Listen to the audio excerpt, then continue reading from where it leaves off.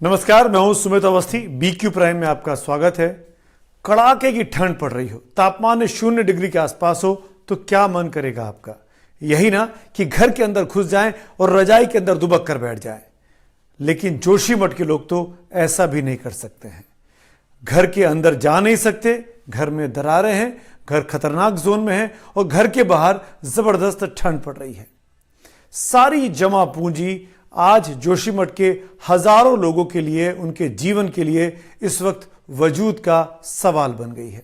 उनके अस्तित्व पर बहुत बड़ी इस वक्त चोट हो रही है और इसकी बहुत बड़ी वजह प्राकृतिक आपदा से ज्यादा मानव रचित आपदा है ये।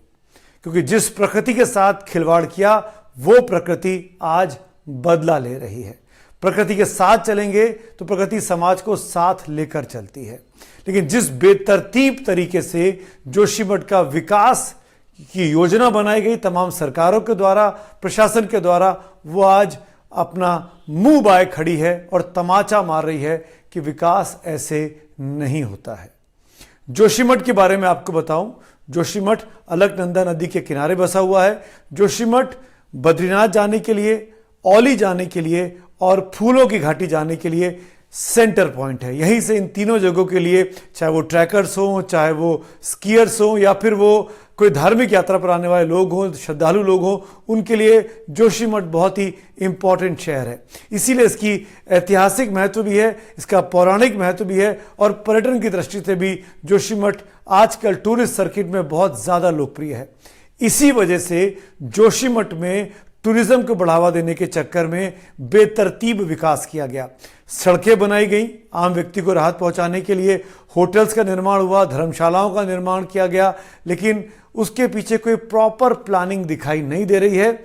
हालांकि जो स्थानीय लोग हैं जोशीमठ के, उनका यह मानना है कि एनटीपीसी के जो बड़े पावर प्रोजेक्ट्स चल रहे हैं, हाइड्रो पावर प्लांट चल रहे हैं, उनकी वजह से उनके इलाके की जमीन दरदरी हो गई है और आज की तारीख में वहां पर दरारें पड़ रही हैं।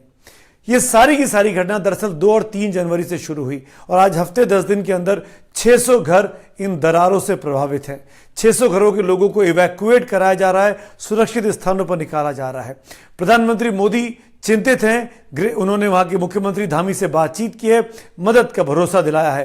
प्रधानमंत्री कार्यालय में लंबी चौड़ी बैठकें हुई हैं ताकि किसी भी तरह के पुनर्वास काम में कोई बाधा न बने। एनडीआरएफ की एक टीम वहां पर डिप्लॉय कर दी गई है। एसडीआरएफ की 4 टीमें डिप्लॉय कर दी गई हैं।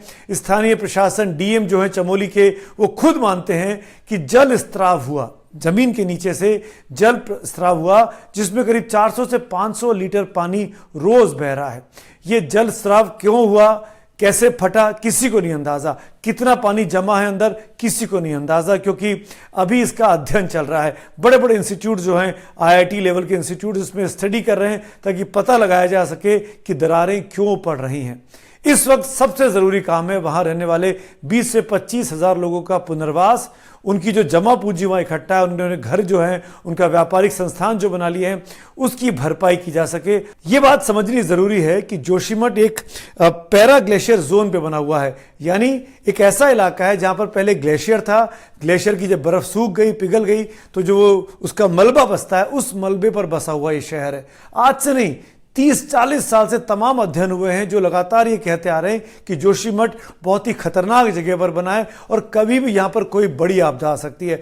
बड़े बड़े स्टडीज में एमसी मिश्रा की रिपोर्ट की बात कर लें, आईआईटी रुड़की की बात कर लें, उन तमाम रिपोर्ट्स में समय समय पर कहा गया कि इस इलाके में कोई निर्माण कार्य नहीं होना चाहिए। यह इलाका बहुत ही कच्ची जमीन पर बना हुआ है। इस जोशीमठ को बचाने की जिम्मेदारी आज हम सबकी है। इस प्रकृति का हमको सम्मान करना होगा। अगर हम इस प्रकृति का सम्मान नहीं करेंगे तो ये कल प्रकृति हमको कहीं का नहीं छोड़ेगी। ये बहुत सीधा सा संदेश हमको जोशीमठ की इस आपदा से मिलता है।